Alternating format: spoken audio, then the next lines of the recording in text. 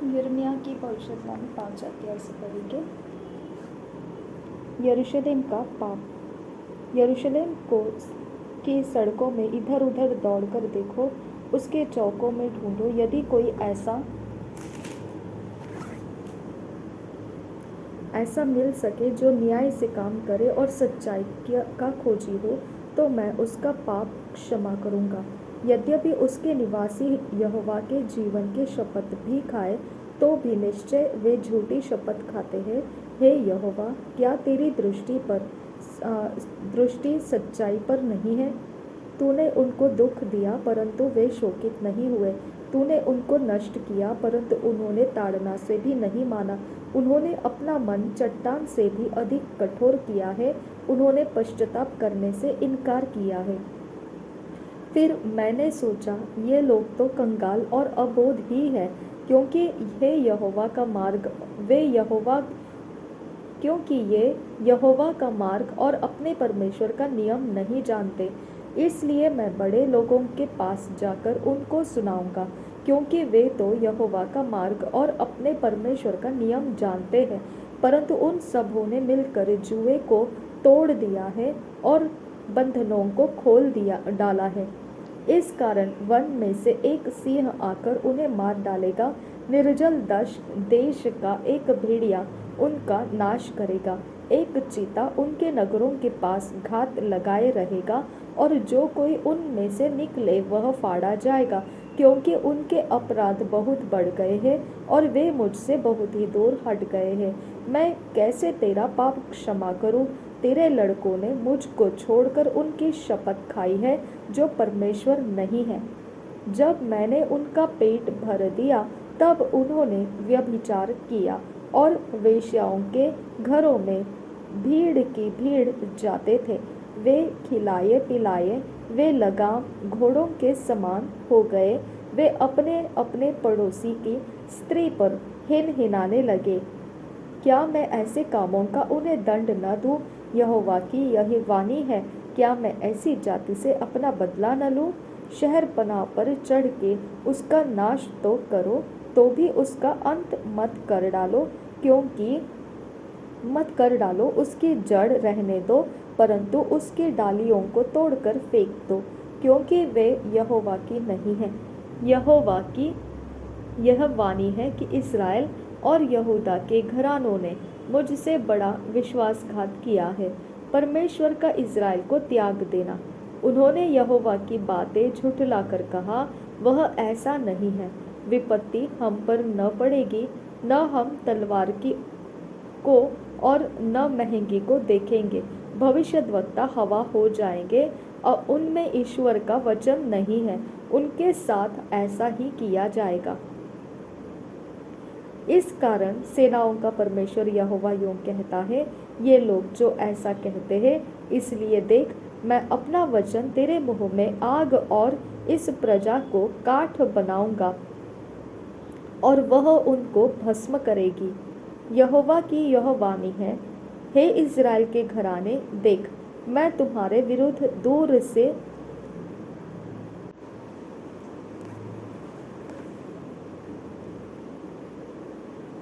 और वह उनको भस्म करेगी। यहोवा की यह वाणी है, हे इज़राइल के घराने, देख, मैं तुम्हारे विरुद्ध दूर से ऐसी जाति को चढ़ा लाऊंगा जो सामर्थी और प्राचीन है।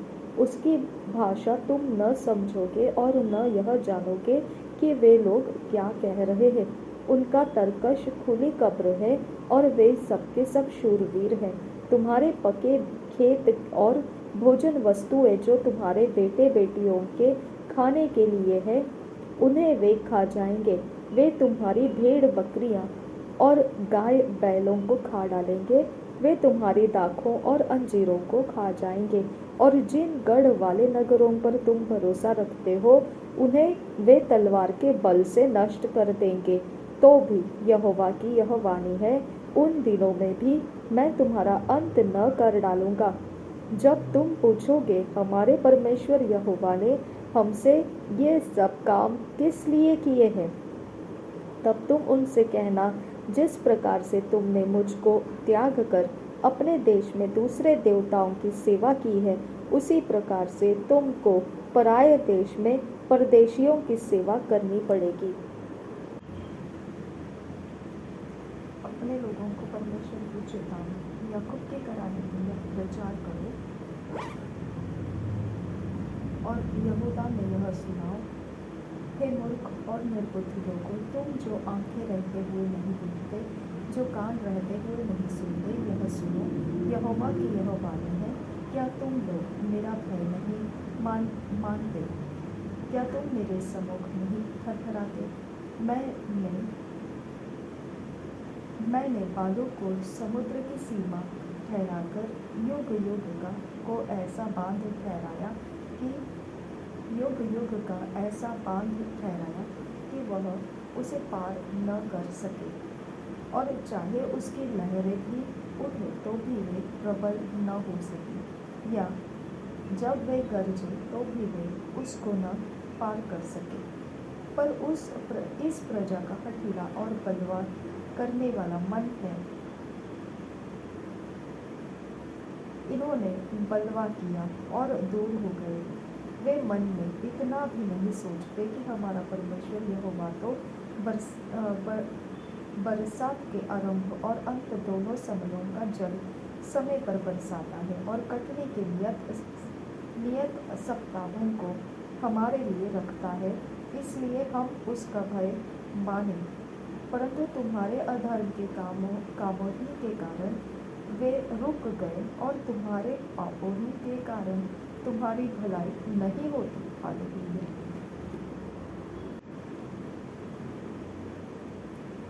मेरी प्रजा में दुष्ट लोग पाए जाते हैं।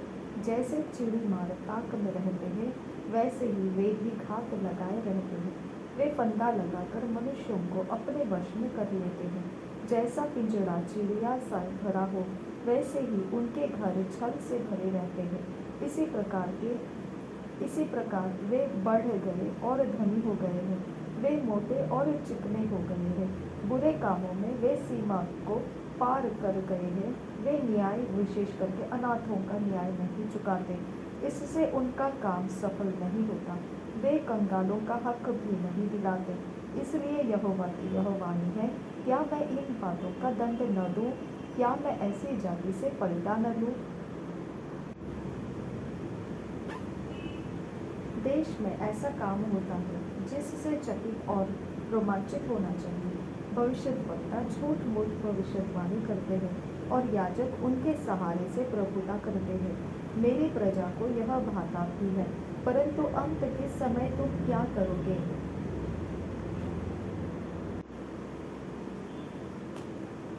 अध्याय 6। यरूशलेम का शत्रुओं द्वारा घिराव।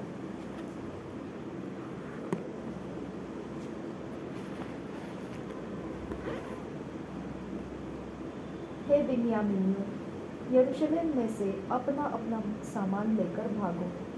तकोआ में नरसिंगा फूको और बेथक्केरेन पर झंडा ऊंचा करो, क्योंकि उत्तर की दिशा से आने वाली विपत्ति बड़ी और विनाश लाने वाली है।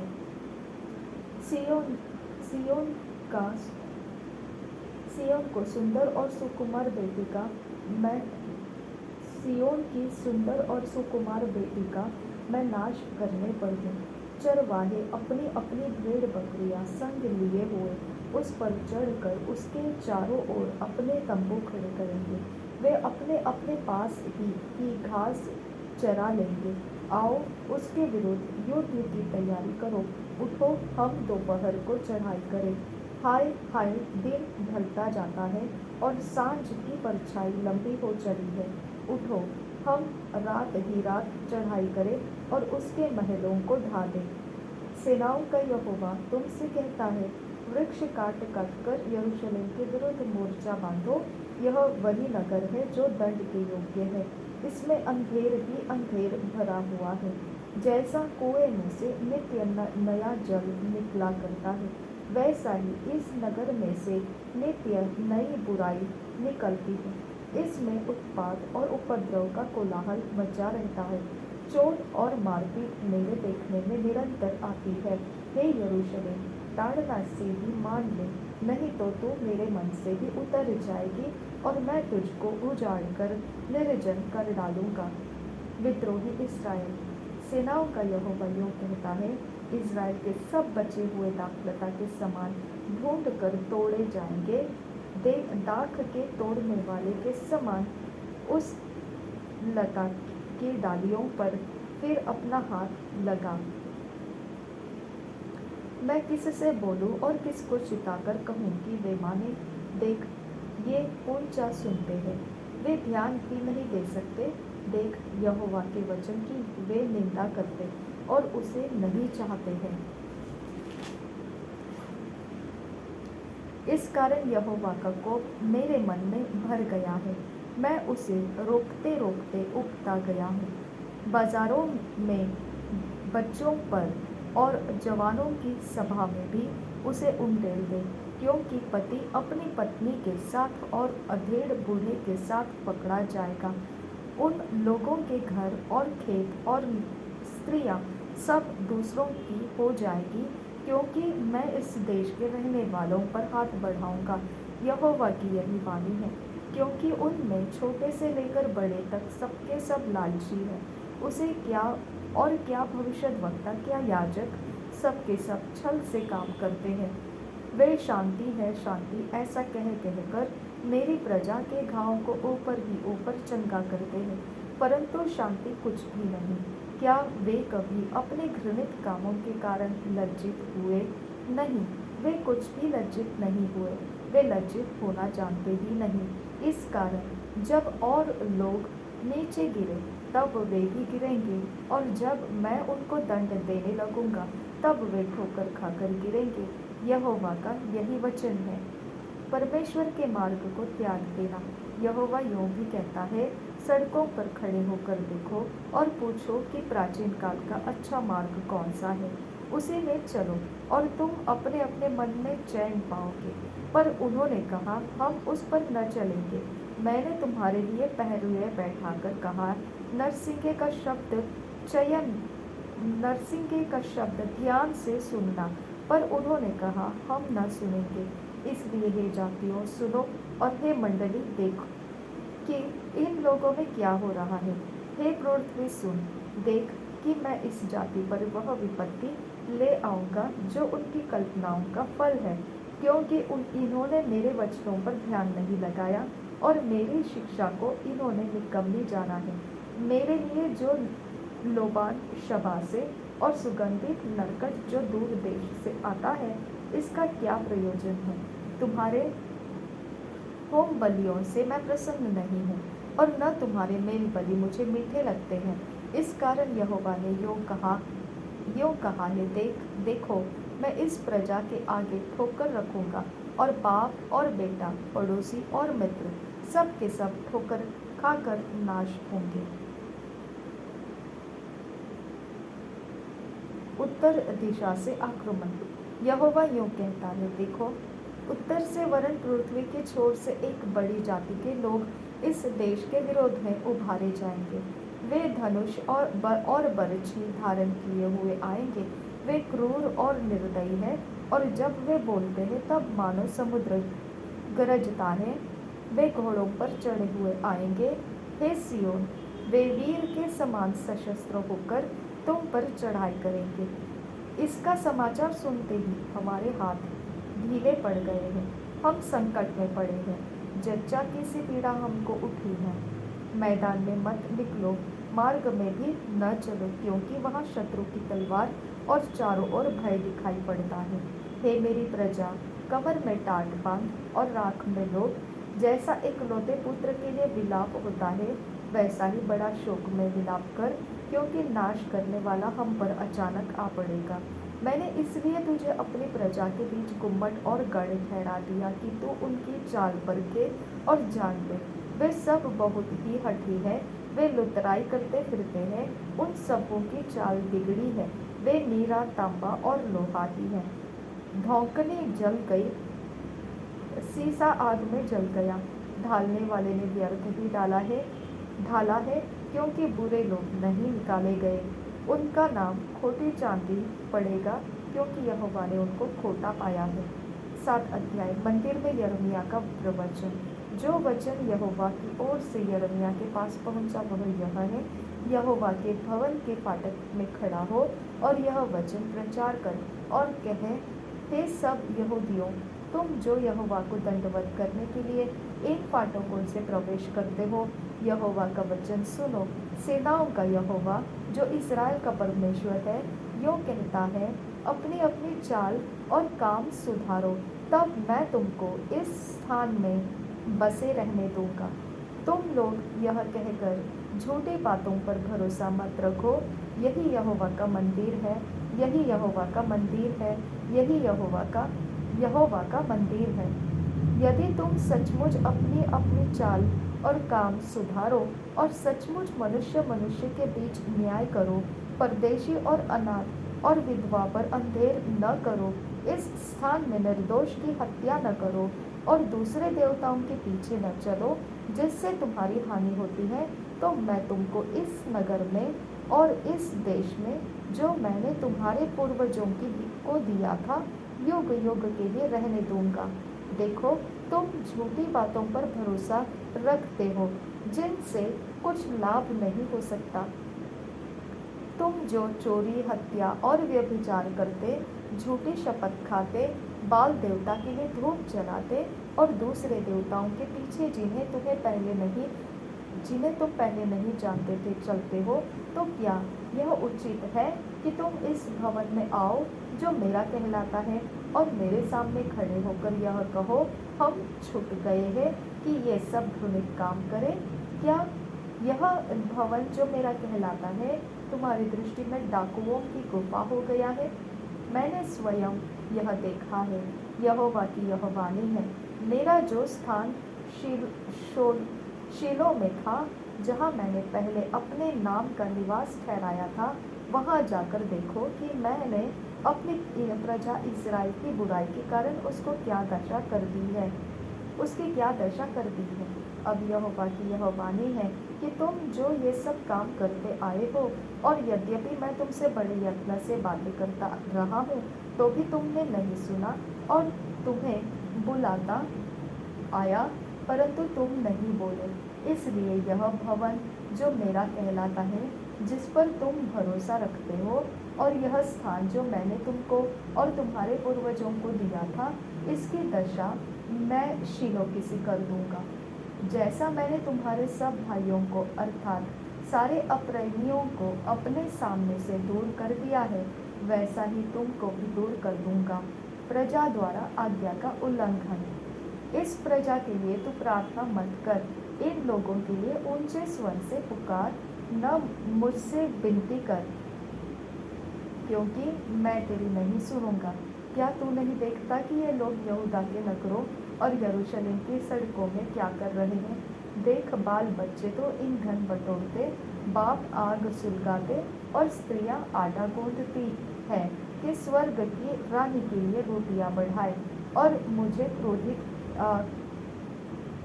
रोटियां चढ़ाए और मुझे क्रोधित करने के लिए दूसरे देवताओं के लिए तपावन दे। यहोवा की यह वाणी है, क्या वे मुझी को क्रोध दिलाते हैं?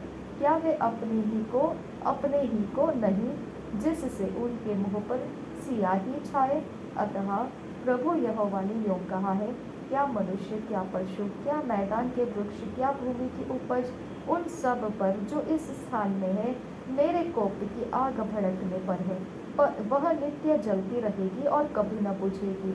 सेनाओं का यहोवा जो इस्राएल का परमेश्वर है यूँ कहता है, अपने मेल बलियों के साथ अपने होम बलि भी चढ़ाओ और मांस खाओ, क्योंकि जिस समय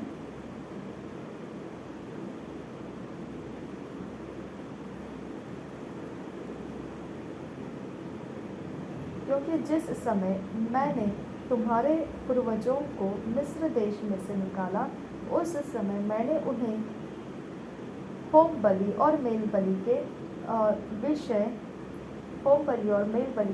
कुछ आज्ञा न दी थी, परंतु मैंने उनको यह आज्ञा दी कि मेरे वचन को मानो, तब मैं तुम्हारा परमेश्वर होऊंगा और तुम मेरी प्रजा ठहरोगे, और जिस मार्ग की मैं तुम्हें आज्ञा दूं उसी में चलो।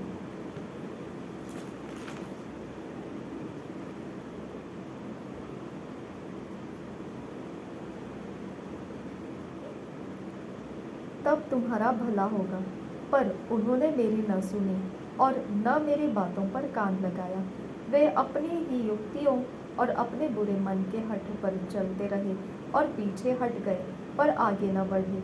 जिस दिन तुम्हारे पुरखा मिस्र देश से निकले, उस दिन से आज तक मैं तो अपने सारे दासों भविष्यद्वक्ताओं को तुम्हारे पास बड़े यत्न से लगातार भेजता रहा, परंतु उन्होंने मेरी नहीं सुनी, न अपना कान लगाया।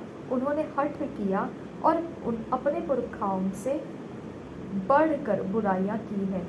तो सब बातें उनसे कहेगा कि वे तेरी न सुनेंगे। तू उनको बुलाएगा पर वे न बोलेंगे। तब तू उनसे कह देना, यह वही जाति है जो अपने परमेश्वर यहोवा की नहीं सुनती और ताड़ना से भी नहीं मानती। सच्चाई नष्ट हो गई और उनके मुंह से दूर हो गई है।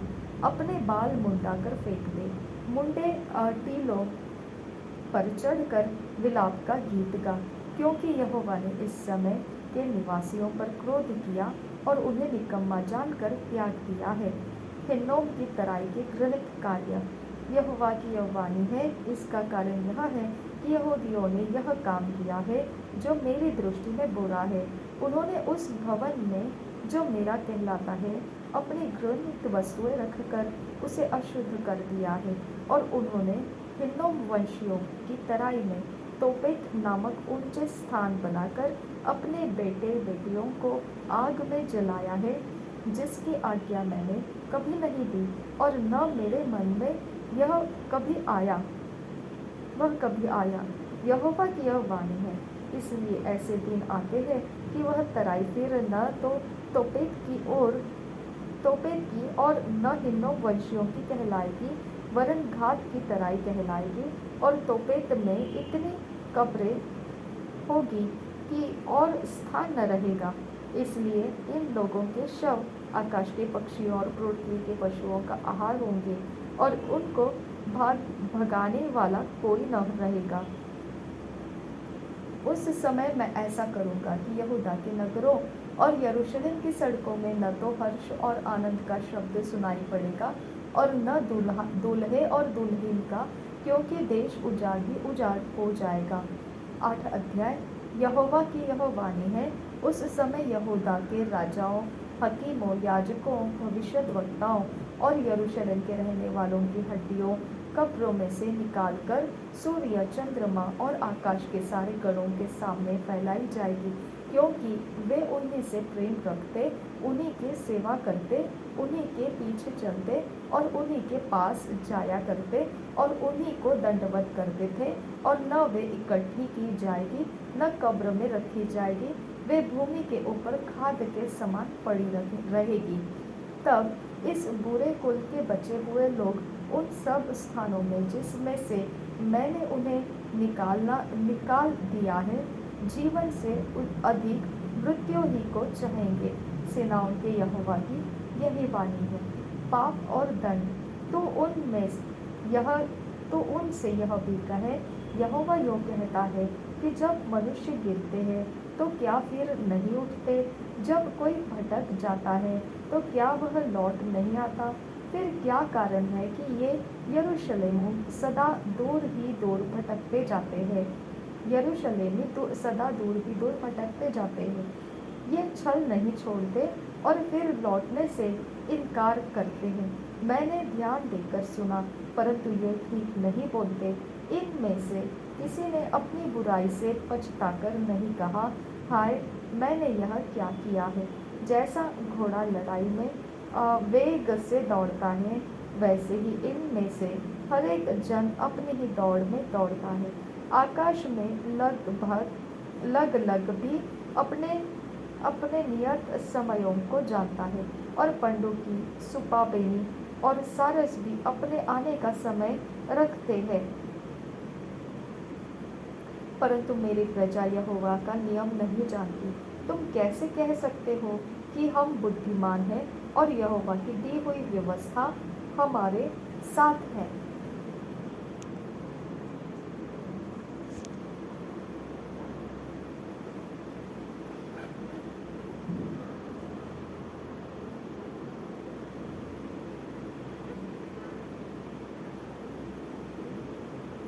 परंतु उनके शास्त्रियों ने उसको झूठ विवरण लिखकर उसको झूठ बना दिया है। बुद्धिमान लज्जित हो गए, वे विस्मित हुए और पकड़े गए। देखो, उन्होंने यहोवा के वचन को निकम्मा जाना है, उनमें बुद्धि कहाँ रही।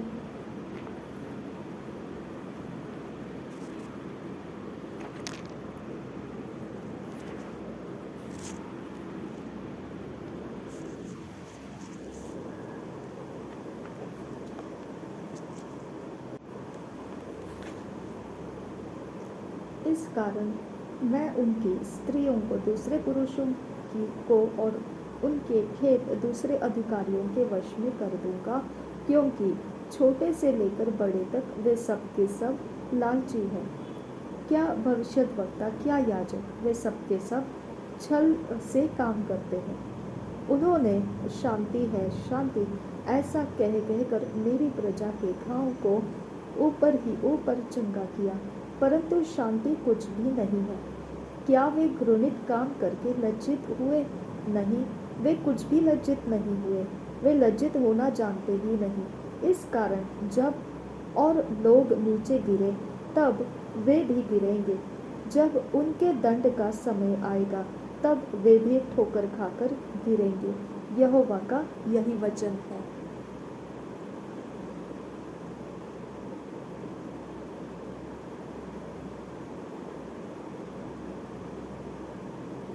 यहोवा की यह भी वाणी है, मैं उन सबों का अंत कर दूंगा, न तो उनकी दाखलताओं में दाख पाई जाएगी और न अंजीर के वृक्ष में अंजीर, वरन उनके पत्ते भी सूख जाएंगे, और जो कुछ मैंने उन्हें दिया है वह उनके पास से जाता रहेगा।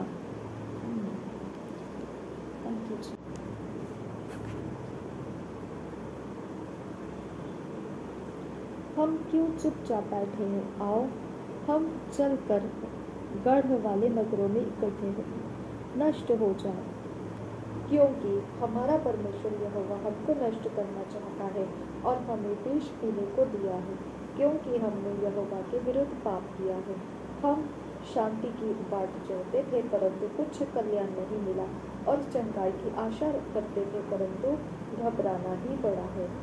उनके घोड़ों का फुर्राना दान से सुनाई पड़ता है, और बलवंत घोड़ों के हिनहिनाने के शब्द से सारा देश कांप उठा है।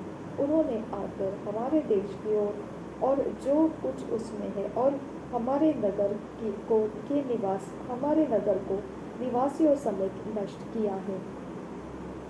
क्योंकि देखो, मैं तुम्हारे बीच में ऐसे सांप और नाग भेजूंगा जिन पर मंत्र न चलेगा, और वे तुमको डसेंगे। यहोवा की यही वाणी है।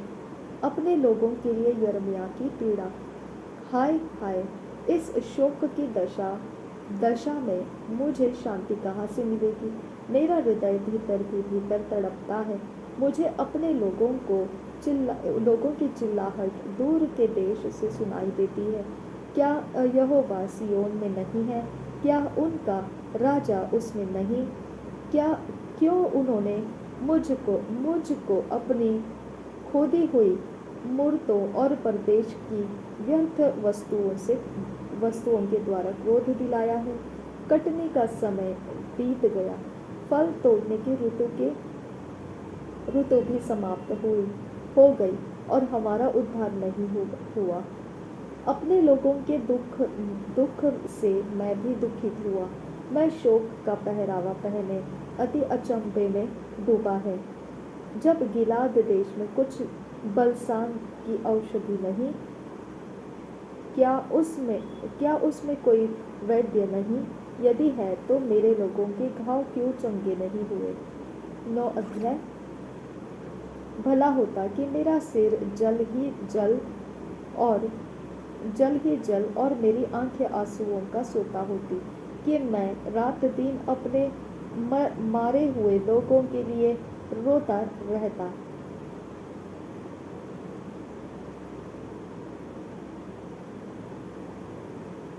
भला होता कि मुझे जंगल में बटोहियों का कोई टिकाव मिलता, कि मैं अपने लोगों को तो छोड़कर वहीं चला जाता, क्योंकि वे सब अभी व्यभिचारी हैं।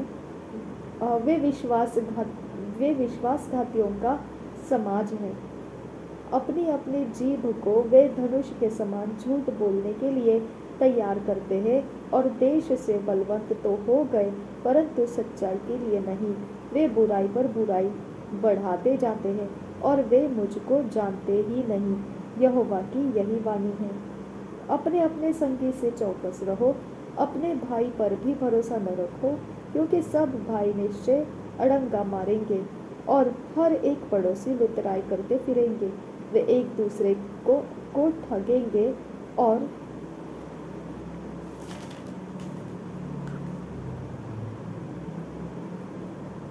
सच नहीं बोलेंगे। उन्होंने झूठ को बोलना सीखा है और कुटिलता ही में परिश्रम करते हैं। तेरा निवास छल के बीच है, छल ही के कारण वे मेरा ज्ञान नहीं चाहते। यहोवा की यही वाणी है।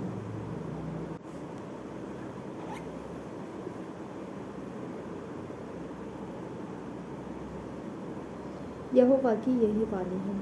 इसलिए सेनाओं का यहोवा यूं कहता है, देख,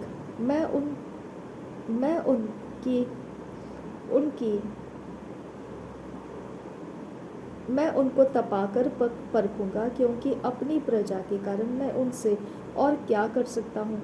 उनके जीभ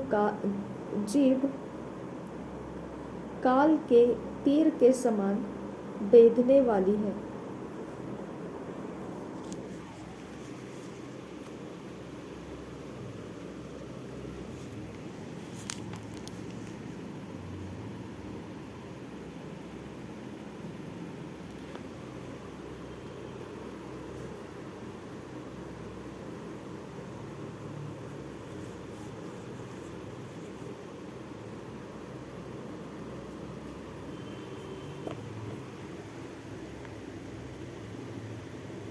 काल के तीर के समान बेधने वाली है, उससे छल की बातें निकलती हैं। वे मुंह से तो एक दूसरे से मेल की बात बोलते हैं, पर मन ही मन एक दूसरे की घात में लगे रहते हैं। क्या मैं ऐसी बातों का दंड न दूं? यहोवा की यह वाणी है। क्या मैं ऐसी जाति से अपना बदला न लूं? मैं पहाड़ों के लिए रो उठूंगा और शोक का गीत गाऊंगा और जंगल के चराइयों के लिए विलाप का गीत गाऊंगा, क्योंकि वे ऐसे जल गए हैं कि उनमें से होकर नहीं चलता और उनमें पशुओं का शब्द भी नहीं सुनाई पड़ता। पशु पक्षी सब भाग गए हैं। मैं यरूशलेम को खंडहर बनाकर गीदड़ों का स्थान बनाऊंगा और यहूदा के नगरों को ऐसा उजाड़ दूंगा कि उनमें कोई न बसेगा।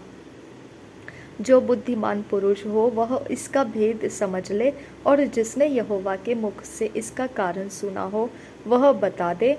देश का नाश क्यों हुआ? क्यों वह जंगल के समान ऐसा जल गया कि उसमें से होकर कोई नहीं चलता? और यहोवा ने कहा, क्योंकि उन्होंने मेरी व्यवस्था को जो मैंने उनके आगे रखी थी छोड़ दिया और न मेरी बात मानी और न उसके अनुसार चले हैं, वरन वे अपने हठ पर बाल नामक देवताओं के पीछे चले, जैसा उनके पुरखाओं ने उनको सिखलाया। इस कारण सेनाओं का यहोवा इस्राएल का परमेश्वर यूं कहता है, सुन, मैं अपनी इस प्रजा को कड़वी वस्तु खिलाऊंगा और विष पिलाऊंगा। मैं उन लोगों को ऐसी जातियों में तितर बितर करूंगा जिन्हें न तो वे न उनके पुरखा जानते थे, और जब तक उनका अंत न हो जाए तब तक मेरी ओर से तलवार उनके पीछे पड़ी रहेगी। यरूशलेम के लिए विलाप। सेनाओं का यहोवा यूं कहता है, सोचो और विलाप करने वालियों को बुलाओ, बुद्धिमान स्त्रियों को बुलवा भेजो। वे फुर्ती करके हम लोगों के लिए शोक का गीत गाए कि हमारी आंखों से आंसू बह चले और हमारी पलकें जल बहाए। सियोन से शोक का यह गीत सुनाई पड़ता है, हम कैसे नष्ट हो गए, हम क्यों लज्जा में पड़ गए हैं, क्योंकि हमको अपना देश छोड़ना पड़ा और हमारे घर गिरा दिए गए हैं। इसलिए हे स्त्रियों, यहोवा का यह वचन सुनो और उसकी यह आज्ञा मानो तुम अपनी अपनी बेटियों को शोक का गीत और अपनी अपनी पड़ोसिनी को विलाप का गीत सिखाओ, क्योंकि मृत्यु हमारी खिड़कियों से होकर हमारे महलों में घुस आई है कि हमारी सड़कों में बच्चों को और चौकों में जवानों को मिटा दे। तो कहे, यहोवा यूं कहता है, मनुष्य के शव ऐसे पड़े रहेंगे जैसे खाद खेत के ऊपर और पुलियां काटने वाले के पीछे पड़ी रहती है, और उनका कोई उठाने वाला न होगा। यहोवा यूं कहता है, बुद्धिमान अपनी बुद्धि पर घमंड न करे, न वीर अपनी वीरता पर, न धनी अपने धन पर घमंड करे, परंतु जो घमंड करे वह इसी बात पर घमंड करे कि वह मुझे जानता और समझता है कि मैं ही वह यहोवा हूँ, जो पृथ्वी पर करुणा, न्याय और धर्म के काम करता है, क्योंकि मैं इन्हीं बातों से प्रसन्न रहता हूँ। देखो, यहोवा की यह वाणी है कि ऐसे दिन आने वाले हैं कि जिनका खतना हुआ हो उनको खतना रहितों के समान दंड दूंगा, अर्थात मिस्रियों, यहूदियों, एदोमियों, अम्मोनियों, मोआबियों को और उन रेगिस्तान के निवासियों को जो अपने गाल के बालों को मुंडा डालते हैं, क्योंकि ये सब जातियां तो खतना रहित है और इस्राएल का सारा घराना भी मन में खतना रहित है। मूर्ति पूजा और सच्ची आराधना 10 अध्याय। यहोवा यूं कहता है, हे इस्राएल के घराने, जो वचन यहोवा तुमसे कहता है उसे सुनो। अन्य जातियों की चाल मत सीखो, न उनके समान आकाश के चिन्हों से विस्मित हो, इसलिए कि अन्य जाति लोग उसमें विस्मित होते हैं। क्योंकि देशों के लोगों की रीतियाँ तो निकम्मी है। मूरत तो वन में से किसी का काटा हुआ काठ है, जिसे कारीगर ने वसूली से बनाया है। लोग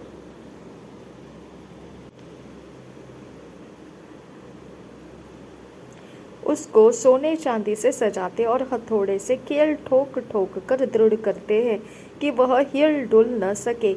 वे ककड़ी के खेत में खड़े पुतले के समान हैं, पर वे बोल नहीं सकती। उन्हें उठाए फिरना पड़ता है, क्योंकि वे चल नहीं सकती। उनसे मत डरो, क्योंकि न तो वे कुछ बुरा कर सकती है और न कुछ भला। हे यहोवा, तेरे समान कोई नहीं है। तू महान है और तेरा नाम पराक्रम में बड़ा है। हे सब जातियों के राजा, तुझसे कौन न डरेगा, क्योंकि वह तेरे योग्य है। अन्य जातियों के सारे बुद्धिमानों में और उनके सारे राज्यों में तेरे समान कोई नहीं है, परंतु वे पशु सरीखे नीरे मूर्ख है। मूर्तियों से क्या शिक्षा, वे तो काठ ही है। पत्थर बनाई हुई चांदी तर्शीश से लाई जाती है और उफाज से सोना। वे कारीगर और सुनार के हाथों की कारीगरी है। उनके पहरावे नीले और बैंगनी रंग के वस्त्र है। उनमें जो कुछ है वह निपुण कारीगरों की कारीगरी है। परंतु यहोवा वास्तव में परमेश्वर है, जीवित परमेश्वर और सदा का राजा वही है। उसके प्रकोप से पृथ्वी कांपती है और जाति जाति के लोग उसके क्रोध को सह नहीं सकते। तुम उनसे यह कहना, ये देवता जिन्होंने आकाश और पृथ्वी को नहीं बनाया, वे पृथ्वी के ऊपर से और आकाश के नीचे से नष्ट हो जाएंगे। स्तुति का गीत। उसी ने पृथ्वी को अपने सामर्थ्य से बनाया। उसने जगत को अपनी बुद्धि से स्थिर किया और आकाश को अपनी प्रवीणता से तान दिया है। जब वह बोलता है तब आकाश में जल का बड़ा शब्द होता है और पृथ्वी के छोर से वह कुहरे को उठाता है। वह वर्षा के लिए बिजली चमकाता और अपने भंडार में से पवन चलाता है। सब मनुष्य पशु सरीखे ज्ञान रहित है। अपनी खोदी हुई मूर्तों के कारण सब सुनारों की आशा टूटती है, क्योंकि उनकी ढाली हुई मूर्तें झूठी है और उनमें सांस ही नहीं है। वे व्यर्थ और ठट्ठे ही के योग्य है। जब उनके दंड का समय आएगा तब वे नष्ट हो जाएगी। परंतु याकूब का निज भाग उनके समान नहीं है, क्योंकि वह तो सबका सृजनहार है और इस्राएल उसकी निज भाग का गोत्र है। सेनाओं का यहोवा उसका नाम है। आने वाली दासता। हे घेरे हुए नगर की रहने वाली, अपनी गठरी भूमि पर से उठा, क्योंकि यहोवा यूँ कहता है, मैं अब की बार इस देश के रहने वालों को मानो गोफन में रखकर फेंक दूंगा और उन्हें ऐसे ऐसे संकट में डालूंगा कि उनके समझ में भी नहीं आएगा। मुझ पर हाय, मेरा घाव चंगा होने का नहीं। फिर मैंने सोचा, यह तो रोग ही है, इसलिए मुझको इसे सहना चाहिए। मेरा तंबू लूटा गया और सब रस्सियाँ टूट गई है। मेरे बच्चे मेरे पास से चले गए और नहीं है अब कोई नहीं रहा जो मेरे तंबू को ताने और मेरे कनाते खड़ी करे, क्योंकि चरवाहे पशु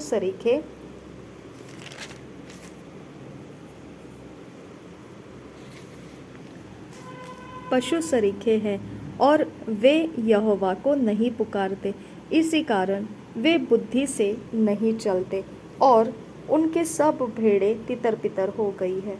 सुन, एक शब्द सुनाई देता है, देख वह आ रहा है।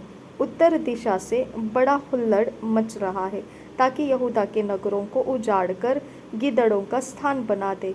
हे यहोवा, मैं जान गया हूँ कि मनुष्य का मार्ग उसके वश में नहीं है। मनुष्य चलता तो है, परंतु उसके डग उसके अधीन नहीं है।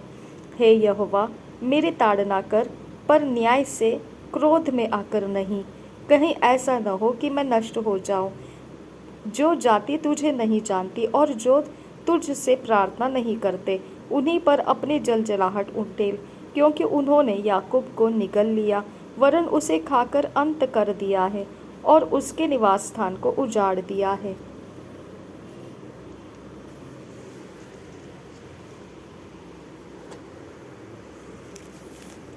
11 अध्याय यिर्मयाह और वाचा। यहोवा का यह वचन यिर्मयाह के पास पहुंचा। इस वाचा के वचन सुनो और यहूदा के पुरुषों और यरूशलेम के रहने वालों से कहो। उनसे कहो, इस्राएल का परमेश्वर यहोवा यूँ कहता है, श्रापित है वह मनुष्य जो इस वाचा के वचन न माने, जिसे मैंने तुम्हारे पुरखाओं के साथ लोहे की भट्टी अर्थात मिस्र देश में से निकालने के समय यह कह के बांधी थी, मेरे सुनो और जितनी आज्ञाएं मैं तुम्हें देता हूँ उन सबों का पालन करो। इससे तुम मेरी प्रजा ठहरोगे और मैं तुम्हारा परमेश्वर ठहरूंगा। और जो शपथ मैंने तुम्हारे पितरों से खाई थी कि जिस देश में दूध और मधु की धाराएं बहती है उसमें उसे मैं तुमको दूंगा, उसे पूरी करूंगा। और देखो, वह पूरी हुई है। यह सुनकर मैंने कहा, हे यहोवा, ऐसा ही हो। तब यहोवा ने मुझसे कहा, ये सब वचन यहूदा के नगरों और यरूशलेम के सड़कों में प्रचार करके कहे, इस वाचा के वचन सुनो और उसके अनुसार चलो, क्योंकि जिस समय से मैं तुम्हारे पुरखाओं को मिस्र देश से छुड़ा ले आया, तब से आज के दिन तक उनको दृढ़ता से चिताता आया हूँ, मेरी बात सुनो। परंतु उन्होंने न सुनी और न मेरी बातों पर कान लगाया, किंतु अपने अपने बुरे मन के हठ पर चलते रहे। इसलिए मैंने उनके विषय इस वाचा की सब बातों को पूर्ण किया है, जिसके मानने की मैंने उन्हें आज्ञा दी थी और उन्होंने न मानी। फिर यहोवा ने मुझसे कहा, यहूदियों और यरूशलेम के निवासियों में विद्रोह पाया गया है। जैसे इनके पुरखा मेरे वचन सुनने से इनकार करते थे, वैसे ही ये भी उनके अधर्मों का अनुसरण करके दूसरे देवताओं के पीछे चलते और उनकी उपासना करते हैं। इस्राएल और यहूदा के घरानों ने उस वाचा को जो मैंने उनके पूर्वजों से बांधी थी तोड़ दिया है। इसलिए यहोवा यूँ कहता है, देख, मैं इन पर ऐसी विपत्ति डालने पर हूँ जिससे ये बच न सकेंगे, और चाहे ये मेरी दोहाई दे तो भी मैं इनकी न सुनूंगा। उस समय यरूशलेम और यहूदा के नगरों के निवासी उन देवताओं की दोहाई देंगे जिनके लिए वे धूप जलाते हैं, परंतु वे उनकी विपत्ति के समय उनको कभी न बचा सकेंगे। हे यहूदा, जितने तेरे नगर हैं उतने ही तेरे देवता भी हैं। और यरूशलेम के निवासियों ने हर एक सड़क में उस लज्जापूर्ण बाल की वेदियाँ बना बनाकर उसके लिए धूप जलाया है। इसलिए तू मेरी इस प्रजा के लिए प्रार्थना न करना, न कोई इन लोगों के लिए ऊंचे स्वर से विनती करे, क्योंकि जिस समय ये अपनी विपत्ति के मारे मेरी दुहाई देंगे तब मैं उनकी न सुनूंगा। मेरी प्रिया को मेरे घर में क्या काम है? उसने तो बहुतों के साथ कुकर्म किया और तेरी पवित्रता पूरी रीति से जाती रही है। जब तू बुराई करती है तब प्रसन्न होती है। यहोवा ने तुझको हरा, मनोहर, सुंदर फल वाला जैतून तो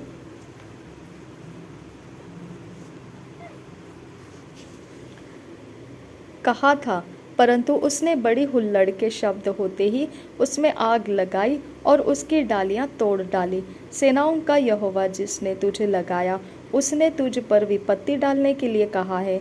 इसका कारण इस्राएल और यहूदा के घरानों की यह बुराई है कि उन्होंने मुझे रिस दिलाने के लिए बाल के निमित्त धूप जलाया। यिर्मयाह के विरुद्ध षड्यंत्र। यहोवा ने मुझे बताया और यह बात मुझे मालूम हो गई, क्योंकि यहोवा ही ने उनकी युक्तियाँ मुझ पर प्रकट की। मैं तो वध होने वाले भेड़ के बच्चे के समान अनजान था।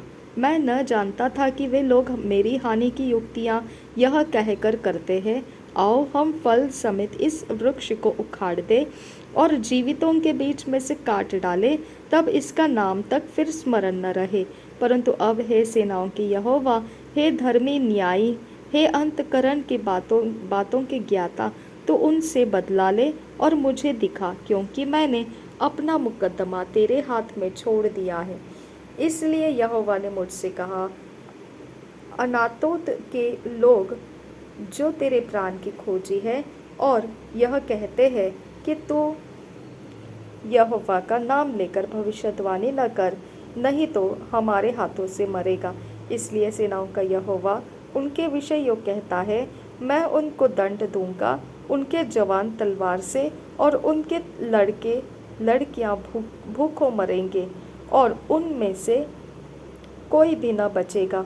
मैं अनातोत के लोगों पर यह विपत्ति डालूंगा, उनको उनके दंड का दिन आने वाला है। 12 अध्याय यिर्मयाह का के प्रश्न। हे यहोवा, यदि मैं तुझसे मुकद्दमा लड़ूं तो भी तू धर्मी है। मुझे अपने साथ इस विषय पर वाद विवाद करने दे। दुष्टों की चाल क्यों सफल होती है?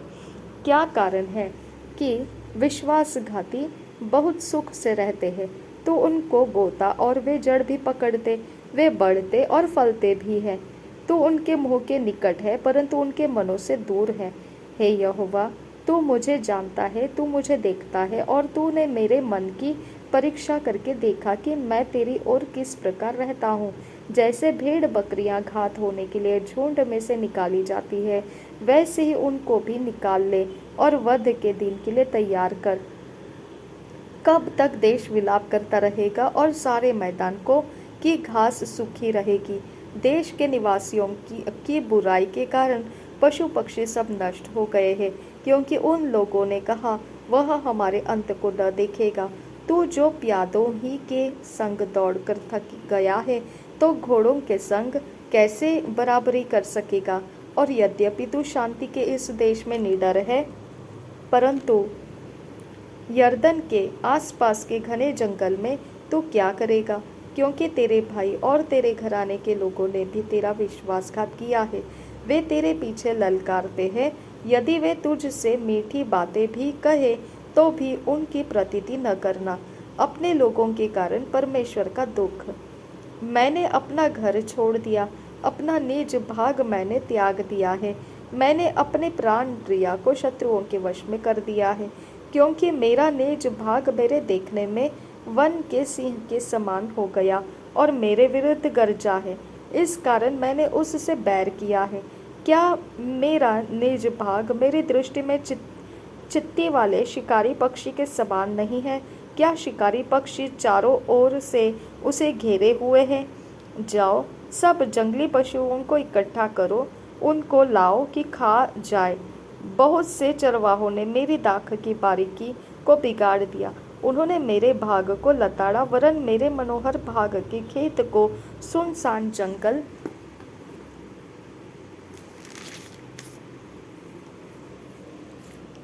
बना दिया है। उन्होंने उसको उजाड़ दिया, वह उजड़ कर मेरे सामने विलाप कर रहा है। सारा देश उजड़ गया है, तो भी कोई नहीं सोचता।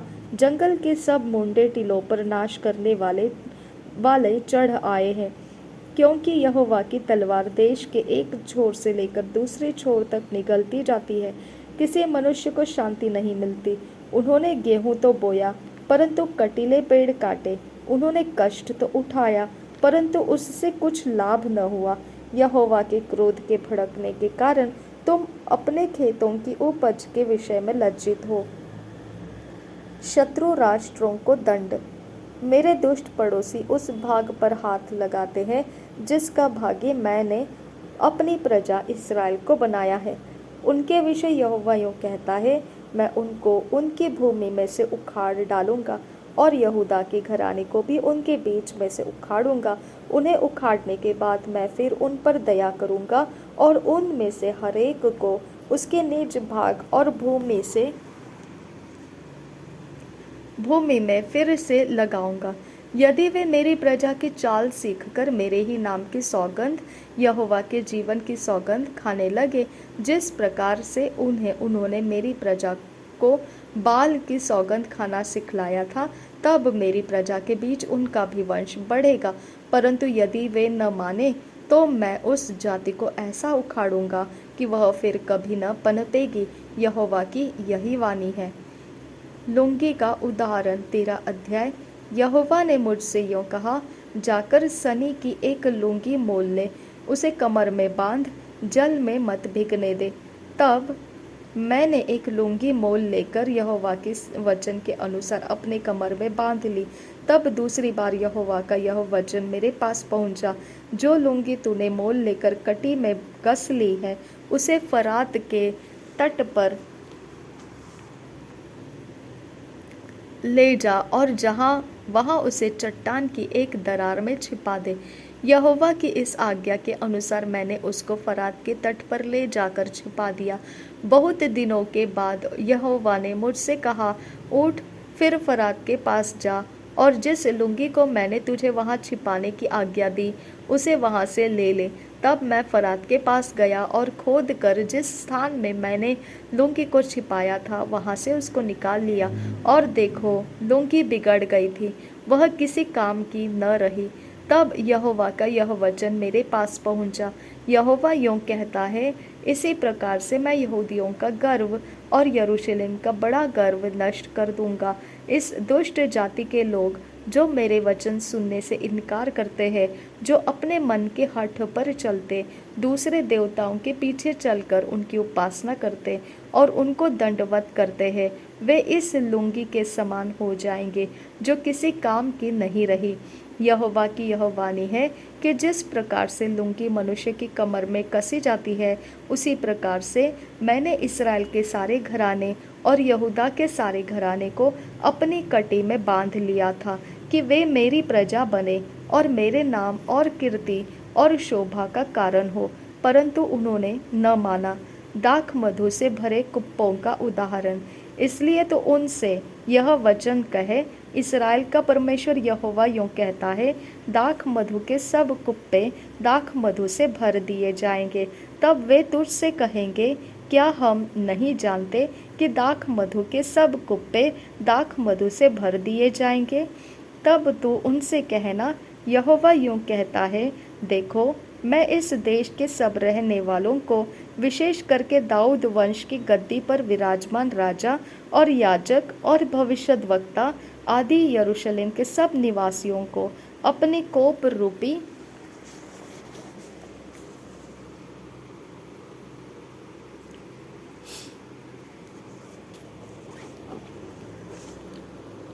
मदिरा पिलाकर अचेत कर दूंगा।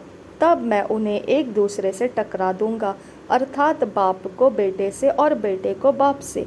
यहोवा की यह वाणी है, मैं उन पर कोमलता नहीं दिखाऊंगा, न तरस खाऊंगा और न दया करके उनको नष्ट होने से बचाऊंगा।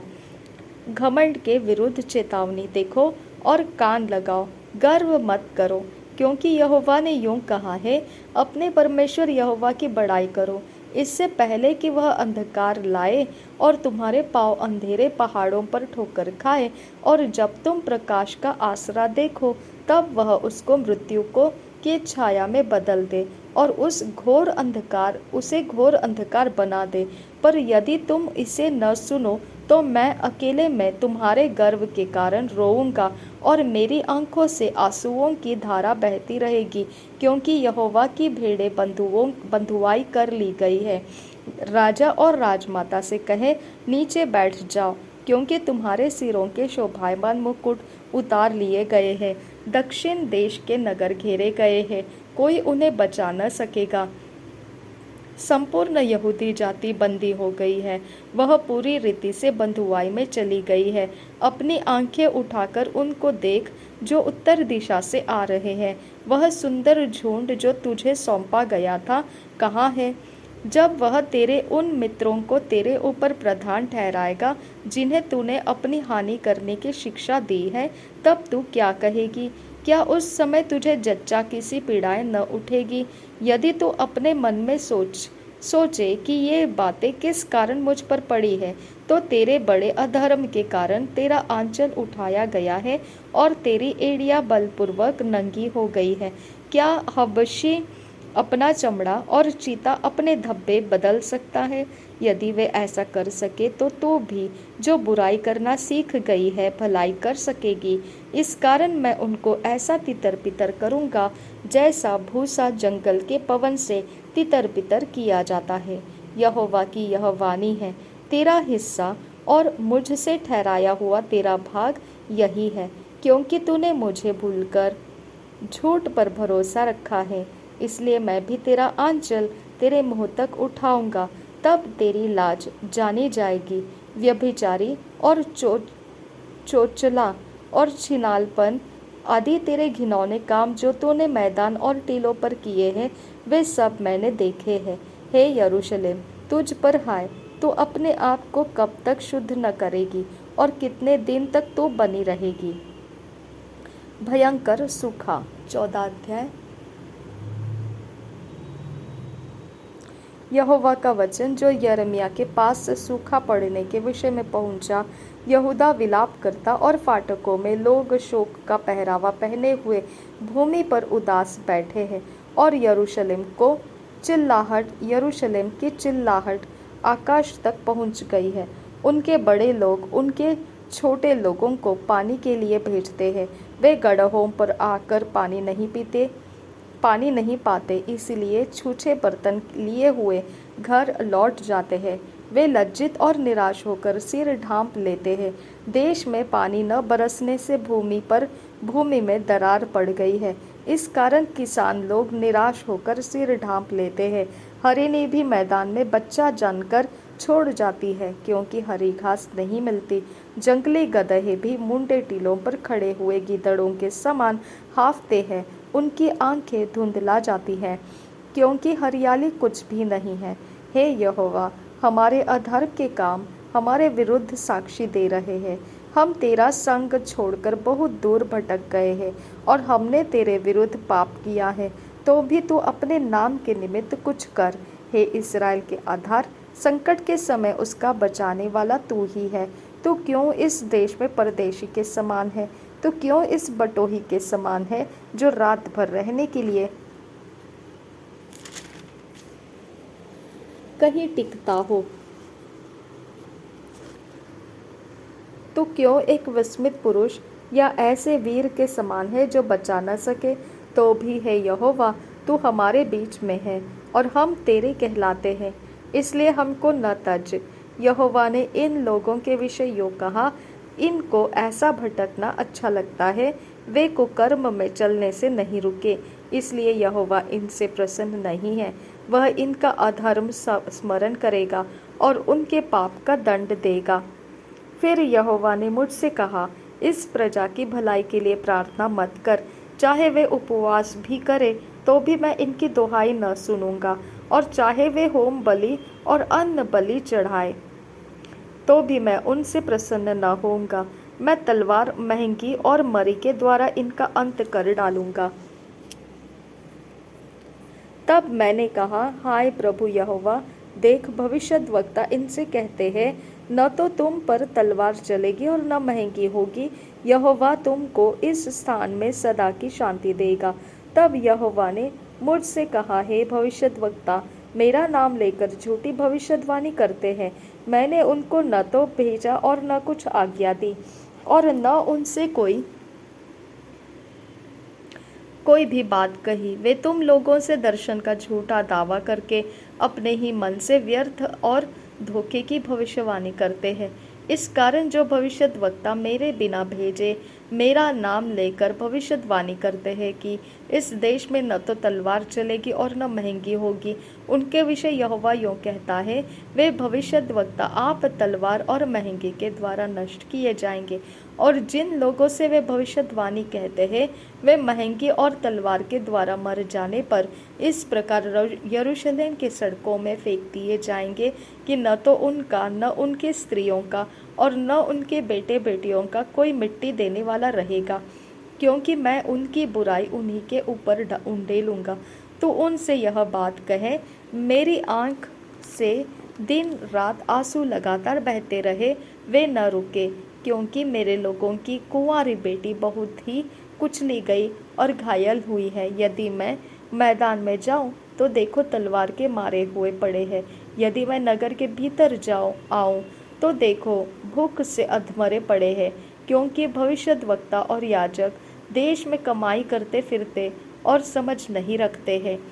परमेश्वर से लोगों का निवेदन, क्या तूने यहूदा से बिल्कुल हाथ उठा लिया है? क्या तू सियोन से घृणा करता है? नहीं, तूने क्यों हमको ऐसा मारा है कि हम चंगे ही नहीं सकते? हम शांति की बाट जोहते रहे तो भी कुछ कल्याण नहीं हुआ, और यद्यपि हम अच्छे हो जाने की आशा करते रहे तो भी घबराना ही पड़ा है। हे यहोवा, हम अपनी दुष्टता और अपने पुरखाओं के अधर्म को भी मान लेते हैं, क्योंकि हमने तेरे विरुद्ध पाप किया है। अपने नाम के निमित्त हमें न ठुकरा, अपने तेजोमय सिंहासन का अपमान न कर। जो वाचा तूने हमारे साथ बांधी उसे स्मरण कर और उसे न तोड़। क्या जाति जाति के मूर्तों में से कोई वर्षा कर सकता है?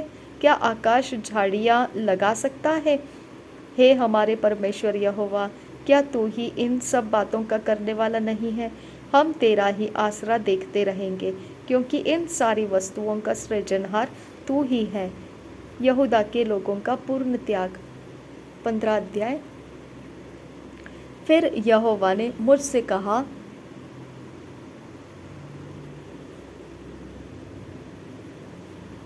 यदि मूसा और शमूएल भी मेरे सामने खड़े होते तो भी मेरा मन इन लोगों की ओर न फिरता। इनको मेरे सामने से निकाल दो कि वे निकल जाएं। यदि वे तुझसे पूछे, हम कहाँ निकल जाएं, तो कहना, यहोवा यूँ कहता है, जो मरने वाले हैं वे मरने को चले जाएं, जो तलवार से मरने वाले हैं वे तलवार से मरने को, जो अकाल से मरने वाले हैं वे अकाल से मरने को, और जो बंदी बनने वाले हैं वे बंधुआई में चले जाएं।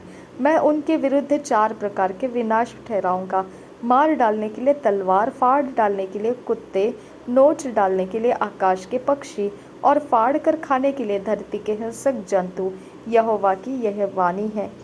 यह हिजकिय्याह के पुत्र यहूदा के राजा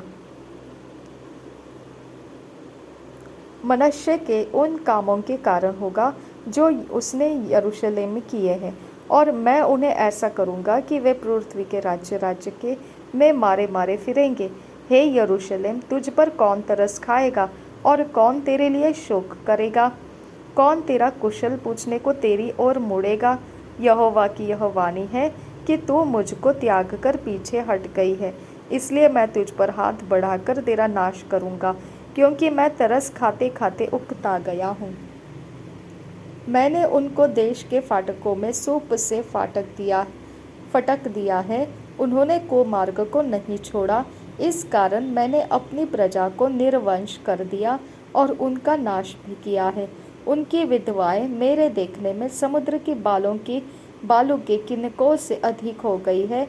उनके जवानों की माताओं के विरुद्ध दोपहर की ही को मैंने लुटेरों को ठहराया है। मैंने उनको अचानक संकट में डाल दिया और घबरा दिया है। 7 लड़कों की माता भी बेहाल हो गई और प्राण भी छोड़ दिया। उसका सूर्य दोपहर ही को अस्त हो गया। उसकी आशा टूट गई और उसका मुंह काला हो गया। जो रह गए हैं उनको भी मैं शत्रुओं की तलवार से मरवा डालूंगा। यहोवा की यही वाणी है। यिर्मयाह का विलाप। हे मेरी माता, मुझ पर हाय कि तूने मुझ जैसे मनुष्य को उत्पन्न किया जो संसार भर से झगड़ा और वाद विवाद करने वाला ठहरा है। न तो मैंने ब्याज के लिए रुपये दिए और न किसी से उधार लिए हैं, तो भी लोग मुझे कोसते हैं। यहोवा ने कहा, निश्चय मैं तेरी भलाई के लिए तुझे दृढ़ करूंगा। विपत्ति और कष्ट के समय मैं शत्रु से भी तेरी विनती कराऊंगा। क्या कोई पीतल या लोहा अर्थात उत्तर दिशा का लोहा तोड़ सकता है? तेरे सब पापों के कारण जो सर्वत्र देश में हुए हैं, मैं तेरी धन संपत्ति और खजाने बिना दाम दिए लूट जाने दूंगा। मैं ऐसा करूंगा कि वह शत्रुओं के हाथ ऐसे देश में चला जाएगा जिसे तू नहीं जानती है, क्योंकि मेरे क्रोध की आग भड़क उठी है और वह तुमको जलाएगी। हे यहोवा, तू तो जानता है। मुझे स्मरण कर और मेरी सुधि लेकर मेरे सताने वालों से मेरा पलटा ले। तू धीरज के साथ क्रोध करने वाला है, इसलिए मुझे न उठा ले। तेरे ही निमित्त मेरी नामधराई हुई है। जब तेरे वचन मेरे पास पहुँचे, तब मैंने उन्हें मानव खा लिया, और तेरे वचन मेरे मन के हर्ष और आनंद के कारण हुए, क्योंकि हे सेनाओं के परमेश्वर यहोवा, मैं तेरा कहलाता हूँ। तेरी छाया मुझ पर हुई। मैं मन बहलाने वालों के बीच बैठकर प्रसन्न नहीं हुआ। तेरे हाथ के दबाव से मैं अकेला बैठा, क्योंकि तूने मुझे क्रोध से भर दिया था। मेरी पीड़ा क्यों लगातार बनी रहती है? मेरे चोट की क्यों कोई औषधि नहीं है? क्या तू सचमुच मेरे लिए धोखा देने वाली नदी और सूखने वाले जल के समान होगा? यह सुनकर यहोवा ने यूं कहा, यदि तू फिरे तो मैं फिर से तुझे अपने सामने खड़ा करूंगा। यदि तू अनमोल को कहे, निकम्मे को न कहे, तब तू मेरे मुख के समान होगा। वे लोग तेरी ओर फिरेंगे, परंतु तू उनकी ओर न फिरना। मैं तुझको उन लोगों के सामने पीतल की दृढ़ शहरपनाह बनाऊंगा। वे तुझसे लड़ेंगे, परंतु तुझ पर प्रबल न होंगे, क्योंकि मैं तुझे बचाने और तेरे उद्धार करने के लिए तेरे साथ हूँ। यहोवा की यह वाणी है, मैं तुझे दुष्ट लोगों के हाथ से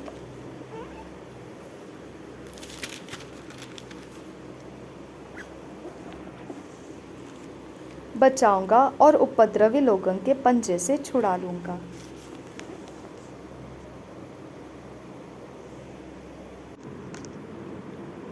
नीति वचन 24 अध्याय।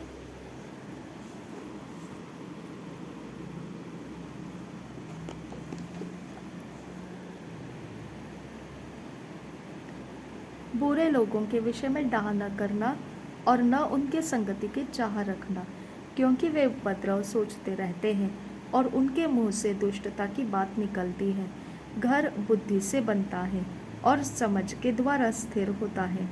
ज्ञान के द्वारा कोठरियाँ सब प्रकार की बहुमूल्य और मनोहर वस्तुओं से भर जाती है। बुद्धिमान पुरुष बलवान भी होता है और ज्ञानी जन अधिक शक्तिमान होता है। इसलिए जब तू युद्ध करे तब युक्ति के साथ करना। विजय बहुत से मंत्रियों के द्वारा प्राप्त होती है। बुद्धि इतने ऊंचे पर है कि मूढ़ उसे पा नहीं सकता। वह सभा में अपना मुंह खोल नहीं सकता। जो सोच विचार के बुराई करता है उसको लोग दुष्ट कहते हैं। मूर्खता का विचार भी पाप है और ठट्ठा करने वाले से मनुष्य घृणा करते हैं। यदि तू विपत्ति के समय साहस छोड़ दे तो तेरी शक्ति बहुत कम है। जो मार डाले जाने के लिए घसीटे जाते हैं उनको छुड़ा, और जो घात किए जाने को है उन्हें मत पकड़ा। यदि तू कहे कि देख मैं इसको जानता न था, तो क्या मन का जांचने वाला इसे नहीं समझता? क्या तेरे प्राणों का रक्षक इसे नहीं जानता? क्या वह हर एक मनुष्य के काम को फल उसे न देगा, काम का फल उसे न देगा?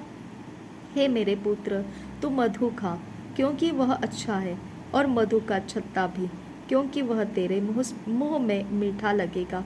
इसी रीति बुद्धि भी तुझे वैसी ही मीठी लगेगी। यदि तू उसे पा जाए तो अंत में उसका फल भी मिलेगा और तेरी आशा न टूटेगी। हे दुष्ट, तू धर्मी के निवास को नष्ट करने के लिए घात में न बैठ और उसके विश्राम स्थान को मत उजाड़, क्योंकि धर्मी चाहे 7 बार गिरे तो भी उठ खड़ा होता है, परंतु दुष्ट लोग विपत्ति में गिर कर पड़े ही रहते हैं। जब तेरा शत्रु गिर जाए तब तू आनंदित न हो, और जब वह ठोकर खाए तब तेरा मन मगन न हो। कहीं ऐसा न हो कि यहोवा यह देखकर अप्रसन्न हो और अपना क्रोध उस पर से हटा ले।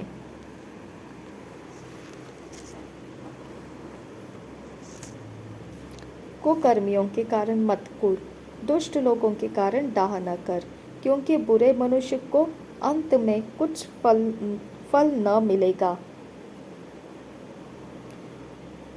दुष्टों का दिया बुझा दिया जाएगा। हे मेरे पुत्र, यहोवा और राजा दोनों का भय मानना और बलवा करने वालों के साथ न मिलना, क्योंकि उन पर विपत्ति अचानक आ पड़ेगी और दोनों की ओर से आने वाली विपत्ति को कौन जानता है। कुछ और नीति वचन, बुद्धिमानों के वचन यह भी है, न्याय में पक्षपात करना किसी रीति भी अच्छा नहीं। जो दुष्ट से कहता है कि तू निर्दोष है, उसको तो हर समाज के लोग शाप देते हैं और जाति जाति के लोग धमकी देते हैं, परंतु जो लोग दुष्ट को डांटते हैं उनका भला होता है और उत्तम से उत्तम आशीर्वाद उन पर आता है। जो सीधा उत्तर देता है वह होठों को चूमता है। अपना बाहर का कामकाज ठीक करना और खेत का काम तैयार कर लेना, उसके बाद अपना घर बनाना, व्यर्थ अपने पड़ोसी के विरुद्ध साक्षी न देना और न उसको फुसलाना। मत कहे जैसा उसने मेरे साथ किया वैसा ही मैं भी उसके साथ करूँगा और उसको उसके काम के अनुसार बदला दूंगा। मैं आलसी के खेत के पास से और निर्बुद्धि मनुष्य के दाख की बारी के पास से होकर जाता था, तो क्या देखा कि वह सब कहीं कटीले पेड़ भर गए हैं और वह बिच्छू पौधों से ढक गई है और उसके पत्थर का बाड़ा गिर गया है। तब मैंने देखा और उस पर ध्यानपूर्वक विचार किया। हाँ, मैंने देखकर शिक्षा प्राप्त की। छोटी सी नींद और एक और झपकी, थोड़ी देर हाथ पर हाथ रख के और लेटे रहना, तब तेरा कंगालपन डाकू के समान और तेरी घटी हथियारबंद मनुष्य के समान आ पड़ेगी। मत्ती रचित सुसमाचार 24 अध्याय। मंदिर के विनाश की भविष्यवाणी। जब यीशु मंदिर से निकलकर जा रहा था तो उसके चेले उसको मंदिर की रचना दिखाने के लिए उसके पास आए। उसने उनसे कहा, तुम यह सब देख रहे हो ना? मैं तुमसे सच कहता हूँ, यहाँ पत्थर पर पत्थर भी न छूटेगा जो ढाया न जाएगा। संकट और क्लेश। जब वह जैतून पहाड़ पर बैठा था तो चेलों ने एकांत में उसके पास आकर कहा, हमें बता कि ये बातें कब होगी, तेरे आने का और जगत के अंत का क्या चिन्ह होगा। यीशु ने उनको उत्तर दिया, सावधान रहो, कोई तुम्हें न भरमाने पाए, क्योंकि बहुत से ऐसे होंगे जो मेरे नाम से आकर कहेंगे मैं मसीह हूँ और बहुतों को भरमाएंगे। तुम लड़ाइयों की चर्चा सुनोगे तो घबरा न जाना, क्योंकि इनका होना अवश्य है, परंतु उस समय अंत न होगा, क्योंकि जाति पर जाति और राज्य पर राज्य चढ़ाई करेगा और जगह जगह अकाल पड़ेंगे और भूकंप होंगे। ये सब बातें पीड़ाओं का आरंभ होगी। तब वे क्लेश देने के लिए तुम्हें पकड़वाएंगे और तुम्हें मार डालेंगे, और मेरे नाम के कारण सब जातियों के लोग तुमसे बैर रखेंगे। तब बहुत से ठोकर खाएंगे और एक दूसरे को पकड़वाएंगे और एक दूसरे से बैर रखेंगे। बहुत से झूठे भविष्यद्वक्ता उठ खड़े होंगे और बहुतों को भरमाएंगे। अधर्म के बढ़ने से बहुतों का प्रेम ठंडा पड़ जाएगा, परंतु जो अंत तक धीरज धरे रहेगा उसी का उद्धार होगा। और राज्य का यह सुसमाचार सारे जगत में प्रचार किया जाएगा कि सब जातियों पर गवाही हो, तब अंत आ जाएगा महासंकट का आरंभ। इसलिए जब तुम उस उजाड़ने वाली घृणित वस्तु को, जिसकी चर्चा दानियेल भविष्यद्वक्ता के द्वारा हुई थी, पवित्र स्थान में खड़ी हुई देखो, जो पढ़े वह समझे। तब जो यहूदियों में हो वे पहाड़ों पर भाग जाए, जो छत पर हो वह अपने घर में से सामान लेने को न उतरे, और जो खेत में हो वह अपना कपड़ा लेने को पीछे न लौटे। उन दिनों में जो गर्भवती और दूध पिलाती होगी उनके लिए हाय हाय। प्रार्थना किया करो कि तुम्हें जाड़े में या सप्त के दिन भागना न पड़े, क्योंकि उस समय ऐसा भारी क्लेश होगा जैसा जगत के आरंभ से न अब तक हुआ और न कभी होगा। यदि वे दिन घटाए न जाते तो कोई प्राणी न बचता, परंतु चुने हुओं के कारण वे दिन घटाए जाएंगे। उस समय यदि कोई तुमसे कहे देखो मसीह यहाँ है वे या वहाँ हैं, तो विश्वास न करना, क्योंकि झूठे मसीह और झूठे भविष्यद्वक्ता उठ खड़े होंगे और बड़े चिन्ह और अद्भुत काम दिखाएंगे कि यदि हो सके तो चुने हुओं को भी भरमा दे। देखो, मैंने पहले से तुमसे यह सब कुछ कह दिया है, इसलिए यदि वे तुमसे कहे देखो वह जंगल में है, तो बाहर न निकल जाना, या देखो वह कोठरियों में है, तो विश्वास न करना। क्योंकि जैसी बिजली पूर्व से निकलकर पश्चिम तक चमकती है, वैसे ही मनुष्य के पुत्र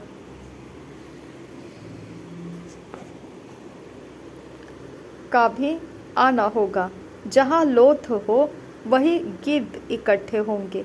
मनुष्य के पुत्र का पुनरागमन। उन दिनों के क्लेश के तुरंत बाद सूर्य अंधियारा हो जाएगा और चंद्रमा का प्रकाश जाता रहेगा और तारे आकाश से गिर पड़ेंगे और आकाश की शक्तियाँ हिलाई जाएगी।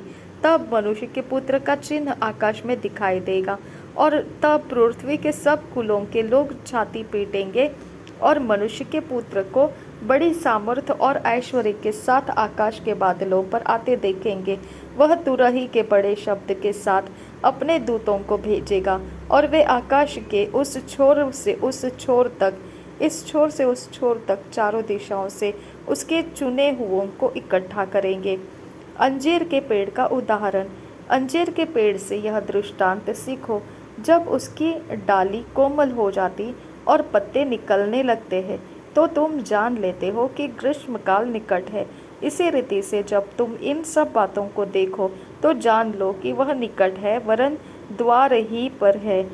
मैं तुमसे सच कहता हूँ कि जब तक ये सब बातें पूरी न हो ले, तब तक इस पीढ़ी का अंत नहीं होगा।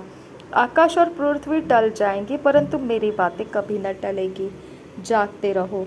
उस दिन और उस घड़ी के विषय में कोई नहीं जानता, न स्वर्गदूत और न पुत्र,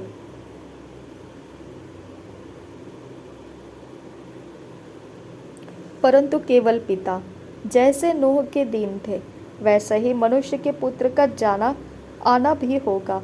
क्योंकि जैसे जल प्रलय से पहले के दिनों में, जिस दिन तक कि नूह जहाज पर न चढ़ा, उस दिन तक लोग खाते पीते थे और उनमें विवाह होते थे, और जब तक जल प्रलय आकर उन सबको बहा न ले गया, तब तक उनको कुछ भी मालूम न पड़ा। वैसे ही मनुष्य के पुत्र का आना भी होगा।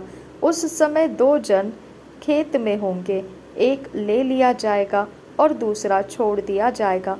दो स्त्रियां चक्की पीसती हो रहेगी, एक ले ली जाएगी और दूसरी छोड़ दी जाएगी। इसलिए जागते रहो, क्योंकि तुम नहीं जानते कि तुम्हारा प्रभु किस दिन आएगा। परंतु यह जान लो कि यदि घर का स्वामी जानता होता कि चोर किस पहर आएगा, तो जागता रहता और अपने घर में सेध लगने न देता। इसलिए तुम भी तैयार रहो, क्योंकि जिस घड़ी के विषय में तुम सोचते भी नहीं हो, उसी घड़ी मनुष्य का पुत्र आ जाएगा। विश्वास योग्य दास और दुष्ट दास। अतः वह विश्वास योग्य और बुद्धिमान दास कौन है, जिसे स्वामी ने अपने नौकर चाकरों पर सरदार ठहराया कि इस समय पर उन्हें भोजन दे। धन्य है वह दास जिसे उसका स्वामी आकर ऐसा ही करते पाए। मैं तुमसे सच कहता हूँ, वह उसे अपनी सारी संपत्ति पर अधिकारी ठहराएगा। परंतु यदि वह दुष्ट दास सोचने लगे कि मेरे स्वामी के आने में देर है, और अपने साथी दासों को पीटने लगे और पियक्कड़ों के साथ खाए पिए, तो उस दास का स्वामी ऐसे दिन आएगा जब वह उसकी बाट न जोहता हो, और ऐसी घड़ी जिसे वह न जानता हो। तब वह उसे भारी ताड़ना देगा और उसका भाग कपटियों के साथ ठहराएगा। वहाँ रोना और दांत पीसना होगा। प्रेरितों के काम 24 अध्याय।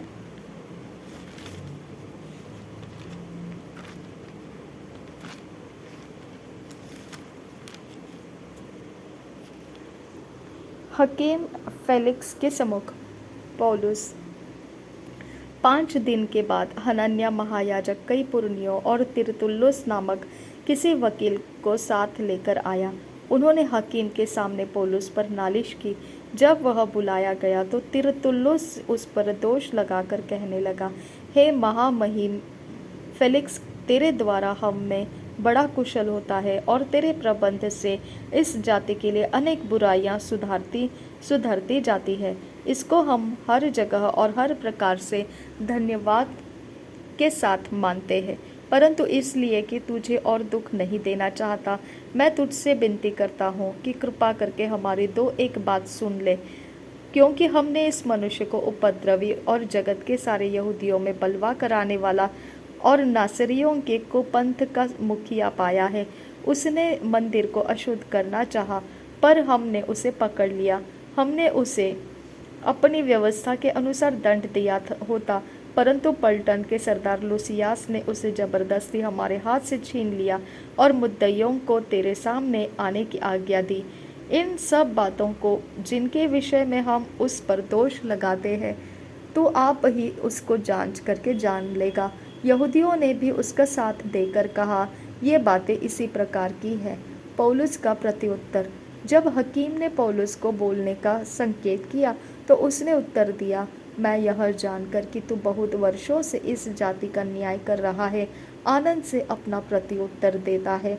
तो आप जान सकता है कि जब से मैं यरूशलेम में आराधना करने को आया, मुझे 12 दिन से ऊपर नहीं हुए। उन्होंने मुझे न मंदिर में, न आराधनालयों में, न नगर में किसी से विवाद करते या भीड़ लगाते पाया, और न तो वे उन बातों को जिनका वे अब मुझ पर दोष लगाते हैं तेरे सामने सच प्रमाणित कर सकते हैं। परंतु मैं तेरे सामने यह मान लेता हूँ कि जिस पंथ को वे को पंथ कहते हैं, उसी की रीति पर मैं अपने बाप दादों के परमेश्वर की सेवा करता हूँ, और जो बातें व्यवस्था और वक्ताओं की पुस्तकों में लिखी हैं, उन सब पर विश्वास करता हूँ, और परमेश्वर से आशा रखता हूँ, जो आप भी रखते हैं, कि धर्मी और अधर्मी दोनों का जी उठना होगा। इससे मैं आप भी यत्न करता हूँ कि परमेश्वर की ओर मनुष्यों की ओर मेरा विवेक सदा निर्दोष रहे। बहुत वर्षों के बाद मैं अपने लोगों को दान पहुंचाने और भेंट चढ़ाने आया था। उन्होंने मुझे मंदिर में शुद्ध दशा में बिना भीड़ के साथ और बिना दंगा करते हुए भेंट चढ़ाते पाया। हाँ, आसिया के कई यहूदी थे। उनको उचित था कि यदि मेरे विरोध में उनके पास कोई बात हो तो यहाँ तेरे सामने आकर मुझ पर दोष लगाते, या ये आप ही बताए कि जब मैं महासभा के सामने खड़ा था तो उन्होंने मुझ में कौन सा अपराध पाया। एक बात को छोड़ जो मैंने उनके बीच में खड़े होकर पुकार कर कही थी, मरे हुओं के जी उठने के विषय में आज मेरा तुम्हारे सामने मुकदमा हो रहा है। फेलिक्स ने, जो इस पंथ की बातें ठीक ठीक जानता था, उन्हें यह कहकर टाल दिया, जब पलटन का सरदार लूसियास आएगा तो तुम्हारी बात का निर्णय करूंगा, और सूबेदार को आज्ञा दी कि पौलुस को कुछ छूट में रख कर रखवाली करना और उसके मित्रों में से किसी को भी उसकी सेवा करने से न रोकना। फेलिक्स और द्रुसिल्ला के सम्मुख पौलुस। कुछ दिनों के बाद फेलिक्स अपनी पत्नी द्रुसिल्ला को, जो यहूदिनी थी, साथ लेकर आया और पौलुस को बुलवाकर उस विश्वास के विषय में जो मसीह यीशु पर है उससे से सुना। जब वह धर्म और संयम और आने वाले न्याय की चर्चा कर रहा था तो फेलिक्स ने भयभीत होकर उत्तर दिया, अभी तो जा, अवसर पाकर मैं तुझे फिर बुलाऊंगा। उसे पौलुस से कुछ रुपए मिलने की भी आशा थी, इसलिए और भी बुला बुलाकर उससे बातें किया करता था। परंतु जब 2 वर्ष बीत गए तो पुरकियोस फिस्तुस फेलिक्स की जगह पर आया और फेलिक्स यहूदियों को खुश करने की इच्छा से पौलुस को बंदी ही छोड़ गया।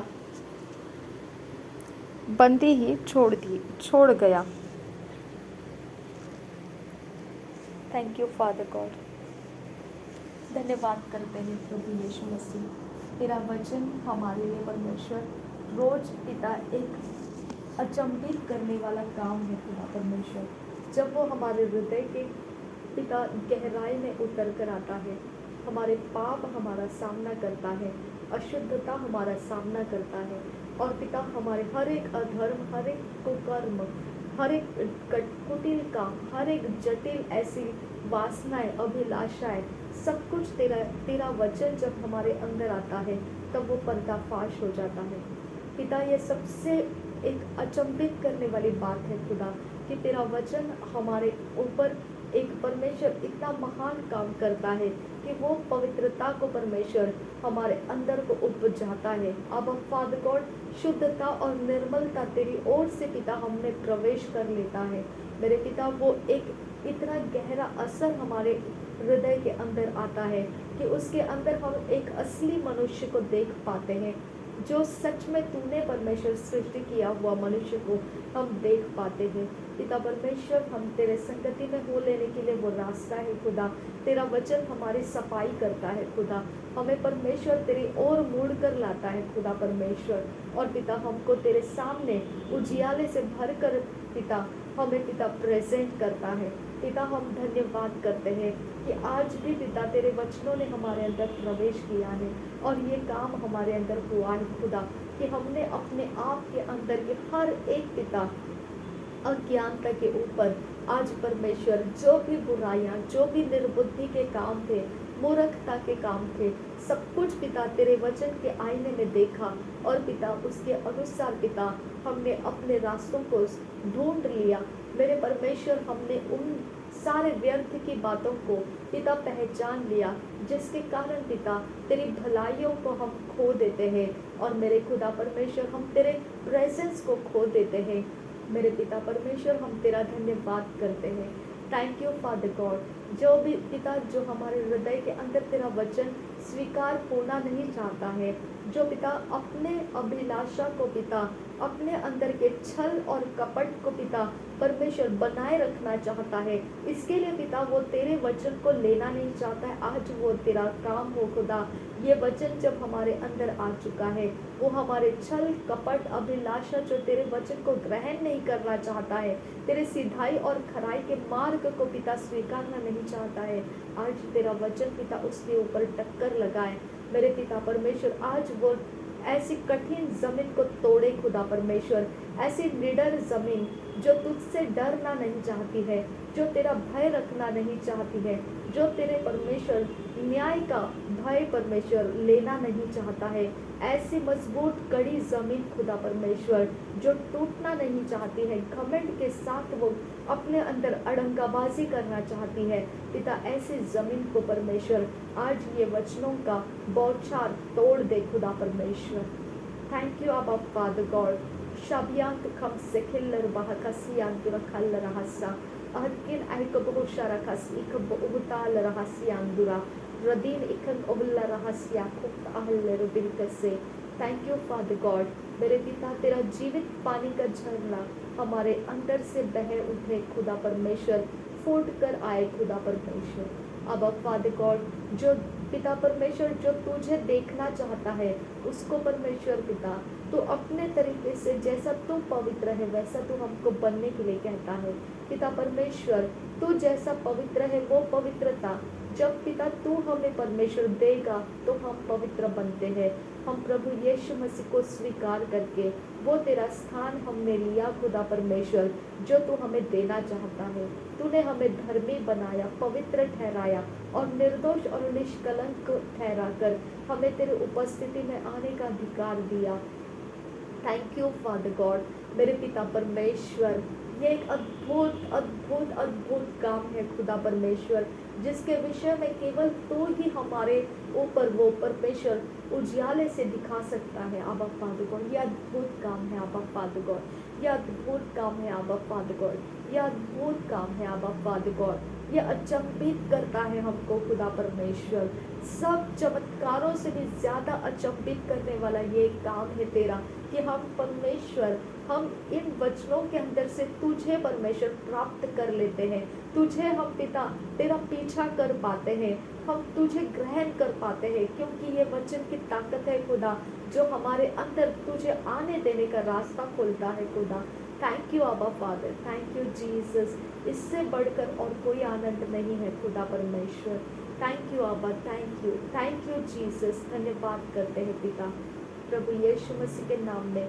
ये वचन हमारे अंदर प्रभु यीशु के लहू में कवर रहे, सिल रहे और परमेश्वर का जो पिता इसके ऊपर रेवलेशंस आना है, जो पिता तू हमें इसकी प्रकाशन देना चाहता है वो पूरा हमारे अंदर खुलने तक ये वचन हमारे अंदर से कोई चोरी नाश घात नहीं करने पाए। नासरी यीशु के रखवाली में ये वचन हम में बने रहे। आमेन आमेन आमेन। नासरी यीशु मसीह के नाम में मांगते हैं पिता, सुन और कबूल कर। आमीन आमीन आमीन।